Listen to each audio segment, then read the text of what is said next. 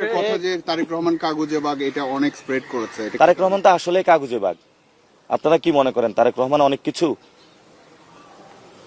উনি কেন গণ অভ্যুত্থানের পরে দেশে আসলো না? উনি কার সাথে চুক্তি করে এসেছে? জনগণের সামনে ক্লিয়ার করুক। ওনাকে কে অধিকার দিচ্ছে আওয়ামী লীগের লোকদেরকে পুনর্বাসন করার জন্য? আওয়ামী লীগের যে সজীব ওয়াজেদ জয়, সে রাজনীতি করবে না করবে এটা জনগণ সিদ্ধান্ত নিবে। তাকে কে সিদ্ধান্ত নিতে বলেছে? এটা শুধু মির্জা আব্বাস না, 300 আসনে তারেক রহমানের সব গডফাদারদের দিয়েছে। কমিশনার কাইয়ুম কি ভালো লোক? স্বদেশ প্রপার্টিজদের দখল করছে। এই যে সাদেক হোসেনের খোকা, কালকে এক মহিলা আমার কাছে এসে কান্না করতেছে, 7 জন টিচারকে হলো স্কুল থেকে তারা বের করে দিয়েছে। এই যে খোকা পুত্র জমিদার, এই যে কি যেন ওনার নাম, ইশরাক, বেয়াদব একটা ইশরাক।